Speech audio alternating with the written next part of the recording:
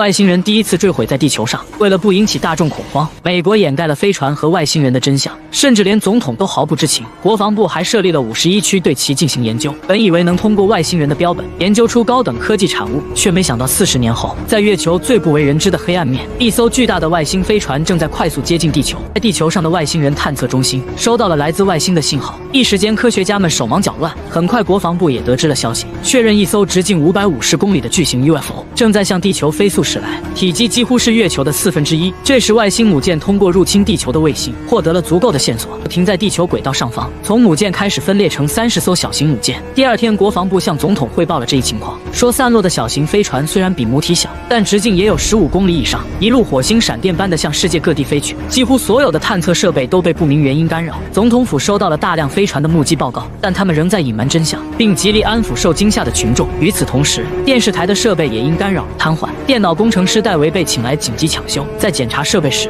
他竟然发现卫星中夹杂了一种神秘信号。不过，大家最关心的还是电视上正在报道的外星飞船目击事件。大家都已经开始收拾东西，准备寻找避难所。很快，飞船直接穿过了大气层，空中出现了一片巨大的火烧云，颇为壮观。在世界各地的上空也都相继出现巨大的飞船，遮蔽了整座城市。人类见到此奇观，纷纷驻足观看。但很快，大家的好奇就变成了惊吓，社会秩序一片混乱，大街上车祸频发。所有人看到铺天盖地的外星飞船，都心惊胆战。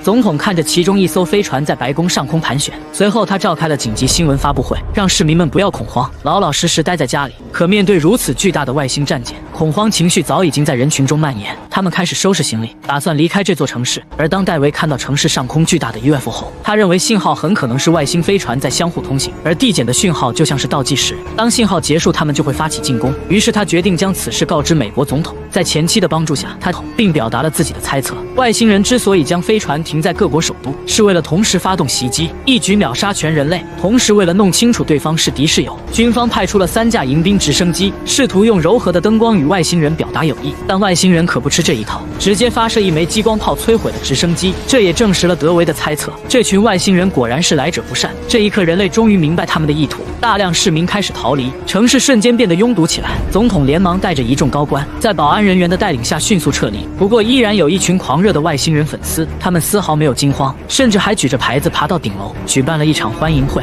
哭着喊着求外星人带走。随着倒计时的结束，飞船缓缓打开了舱底大门，刺眼的光芒逐渐凝聚能量。狂热的粉丝们屏住呼吸，静静地期盼着神迹的发生。此等奇观让正在逃亡的人类纷纷下车驻足观看。但外星人可不是来表演灯光秀的，接下来等待他们的就是毁灭。突然，一道毁天灭地的光柱倾泻而下，顷刻之间，100米高的建筑瞬间被击个粉碎，能量迅速向外蔓延，街道上的人群都来不及反应。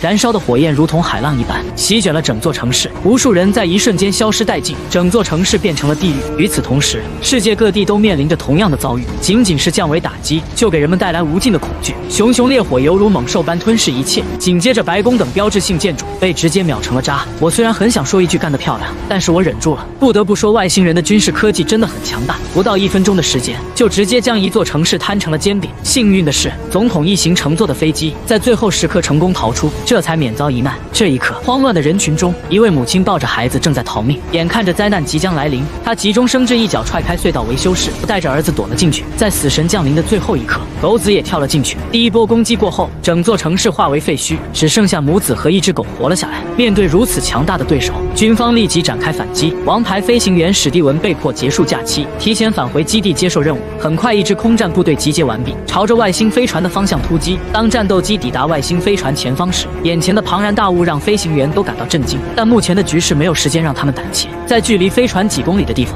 指挥官果断下达了自由攻击的命令，数百枚主动雷达制导导弹同时发射。然而，就在距离飞船100米的地方，它的表面泛起了一圈圈绿色的波纹，挡住了所有导弹的攻击。于是，飞行员决定发射威力更大的导弹，但结果还是全部失败了。看来飞船周围似乎有一层坚硬的防护罩，根本无法被人类的导弹击破。科技相差如此之大，这还怎么打？眼看战斗机离外星飞船越来越近，飞行员急忙向上拉升，但一架战机还没来得及反应，就撞上了防护罩。本想继续撤退，这时大量的小型飞碟冲了出来，人类与外星人的战争正式打响，双方展开了惨烈的空中战斗，人类的战斗机相继陨落。这些小型飞碟不仅战斗力强悍，而且也带有防护罩，这对于军方来说显然是处于劣势的。很快，人类的机群所剩无几，总统立即下达了撤退指令，但为时已晚。在外星人的猛烈攻击下，整个战斗机编队就只剩下2架飞机了，并且外星飞碟还在继续追击。其中一名飞行员为了保护同伴史蒂文，选择爬升高度吸引火力，结果被打成了炮灰。很快，飞行员就只剩下史蒂文一人。与此同时，无数外星战斗机利用信号反追踪，突袭了北美防空基地。结果人类还没来得及反击，整个基地就被外星战斗机彻底摧毁，像是上演了一场现实版的星际大战。另一边，史蒂文利用出色的飞行技术，将一艘外星战机引诱到峡谷中。凭借着峡谷地势险峻，他不断做出高难度动作来躲避敌人的炮火。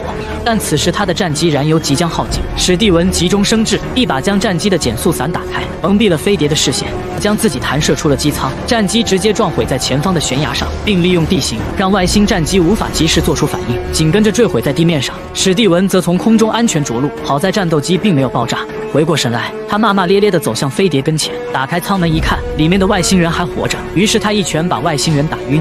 稍作调整后，史蒂文用降落伞布包着外星人，准备将他拖回基地。这是牺牲整个编队才换来的一个俘虏。史蒂文不禁感叹，人类在高等文明面前还是太弱小了。在途中恰好遇到了逃往郊区避难的车队。另外一边，人类的进攻再次失败，总统正焦头烂额商量对策，很快就因是否动用核弹的问题吵了起来。这时，戴维的父亲站出来指责他们，明明50年前就在51区逮捕过外星人，为何政府研究了40年却毫无作为，导致这次外星人再次入侵，造成这么大的破坏。听到这儿，总统却安慰道，俘虏外星人和51区都是用来骗小孩的，如果有的话，他怎么不知道？然而国防部长的一句话，让房间里的气氛瞬间尴尬。他们便把总统带到了51区。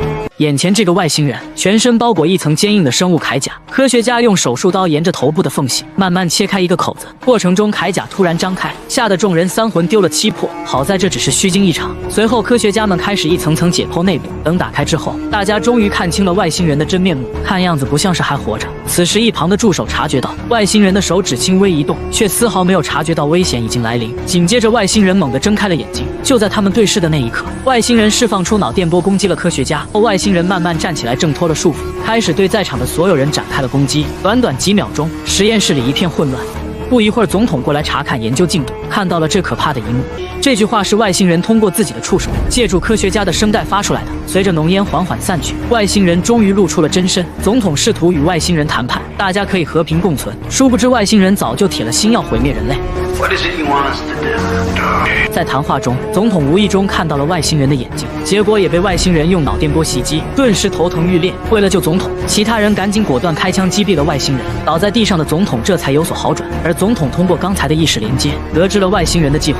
原来这伙外星人在宇宙中就像蝗虫一样臭名昭著，四处掠夺各大星球上的资源，等到自然资源枯竭之后，便去其他星球。这回轮到地球了。由于外星人的意识是实时共享的，在军官将他击杀后，一场人类与外星文明的战争注定要打响。就在刚刚，总统等人来到神秘的51区时，见到了40年前捕获的外星人飞碟。看着眼前的外星飞船，所有人倍感震惊。这些年里，科学家们一直在进行修复，直到前几天外星飞船突然降临，飞碟才重新启动，以及当年战斗机里的3名外星人都被完好的保存着。遗憾的是，经过40年的研究，才知道外星人其实和人类很相似，虽然他们的身体也很脆弱，但他们身上却披着一层像套娃一样的生物铠甲，可以起到保护自己的作用，以及能通过心理感应进行交流，其他就一无所知。随后博士带着戴维参观了飞碟内部，并告诉他自己对这艘飞船基本研究透彻，但唯独显示器上的图表，博士研究了40年却一无所获。戴维顺势拿出自己花40秒破解的卫星信号，直接把电脑和外星飞船连接起来，解决了博士40年没研究透彻的问题，这让博士啪啪打脸。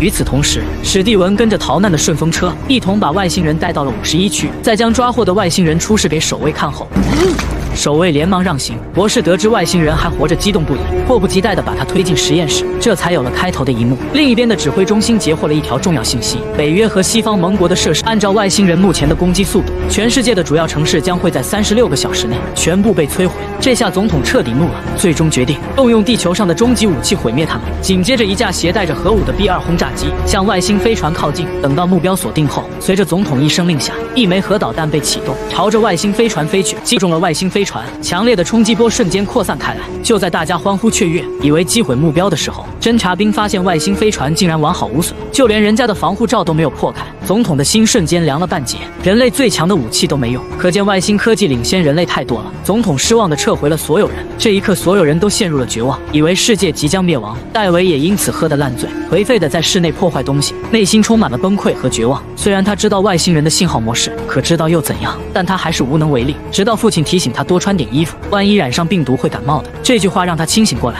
找到了突破的方向，于是立即召集所有人来到了大厅。他把一个可乐罐放在外星飞碟上进行测试，第一次子弹毫无悬念地打在防护罩上，反弹了出去，吓得所有人一大跳。可在戴维输入电脑病毒后，外星飞船的防护罩已经消失，结果子弹很轻松就击中了可乐罐。原来戴维发现外星母舰入侵了人类卫星，所以才能精准的在每个重要地区发动攻击。如果他能登陆外星母舰，在几分钟内把病毒植入到母舰的系统里，就能关闭所有飞船的防护罩。全球军队同时联合进攻，必定能给外星人致命一击。虽然有些人没有听懂，但现在只有这一个办法了。史蒂文自告奋勇，由他驾驶坠毁的外星飞船，和戴维一起潜入外星母舰。总统同意了这个策略。随后，他们用最原始的摩斯电码联系了其他国家剩余的空军力量，联合起来向地球上的外星入侵者进行最后的反击。出发前，总统对即将奔赴前线的飞行员进行了简短讲话。他告诉大家，全世界的军机将会联合起来，发动人类历史上最大规模的反击战。现在人类已处于毁灭的边缘，不能再为一点小事自相残杀，要为人类共同的利益团结一致，为了人类的生存和自由而战。今天就是地球的独立日。一次鼓舞人心的演讲之后，军方召集了所有有飞行经验的人，甚至连总统都御驾亲征。出发前，军方在飞碟上安装了一枚核弹。史蒂文和戴维驾驶着飞碟朝着母舰的方向飞去，两人很快来到外太空。在即将靠近母舰时，飞碟竟然进入了自动驾驶模式，这出乎史蒂文的意料。在他们顺利的进入母舰内部后，两人瞬间被吓傻了，里面竟然聚集着数以百万的外星大军，看样子他们也准备对地球发起总攻。这时史蒂文担心被外星人识破，戴维立即关上了不透明的遮光窗，没想到还真的蒙混过去。飞碟顺利向停机坪接轨，开始补充能量。戴维借此机会成功连接母舰，开始上传病毒。此时人类战斗机编队抵达了预定位置，很快病毒就植入成功。地球指挥部收到消息后，总统带领的机群向外星飞船进行了试探性攻击。但是在导弹即将击中飞船的时候，飞船周围的防护罩依然存在。戴维的计划似乎失败了，飞机编队不得不暂时撤退。但是不畏惧的总统又发射了一枚导弹，没想到这次竟然成功了。在众人的欢呼声中，战机群再次恢复编队，开始集中火力向外星飞船发起全面进攻。只见无数气势汹汹的飞碟倾巢而出，双方在空中展开一场激烈的较量。只要没有了防护罩，人类与外星人的战力势均力敌。与此同时，地面基地也遭到外星飞船的袭击，无数士兵惨死。所有人都赶紧躲进防空洞，来不及逃的都成了炮灰。外星飞船也缓缓移动到指挥部的上方，并启动了终极武器。总统发射一枚导弹想要阻拦，不料没有击中要害。眼看着激光炮即将发射，结果众人的炮弹都用完了。紧急情况下，一名老兵将最后一颗导弹锁定目标，无奈导弹竟然卡住了。危急时刻，老兵摘下氧气面罩，开着战斗机独自飞到能量口。就在激光炮发射的前一秒，老兵舍身直接撞上发射的炮口，没想到外星飞船从里到外被炸了个通透。原来飞船的菊花才是他真正的弱点。随后指挥部便将这个消息传递给了各国盟友，很快世界各国也如法炮制。就这样，所有的外星飞船都被摧毁了。另外一边，史蒂文和戴维完成任务准备离开，却发现飞碟被固定无法启动。对面的外星人也发现异常，将控制权转移到了母舰，手动打开了飞碟窗口，这让两人陷入了绝望。既然如此，那就和对面指挥舱里的外星人打个招呼吧。输入了自毁程序，设定30秒倒计时，并发射核弹，打算同归于尽。结果意外破坏了控制中心，飞碟的控制权被解除。史蒂文驾驶飞碟选择迅速逃离，身后跟着3架外星飞碟紧追不舍。史蒂文使用高超的飞行技术，朝着出口冲去，一次又一次躲过攻击，终于在舱门关闭前0.23秒逃了出来。外星人只能眼睁睁地看着核弹倒计时随着一声剧烈的爆炸，母舰破碎成无数碎片，人类终于取得了胜利。戴维和史蒂文以拯救地球的英雄凯旋归来，两人也都顺利抱得美人归。战舰爆炸产生的浓烟和大气层中母舰残骸的燃烧痕迹，如同烟花一般，庆祝着地球的独立日。这是26年前上映的经典科幻片。如果外星人降临地球，以人类现在的科技能打败他们吗？外星人来了，是否也有人会做出一些狂热的举动？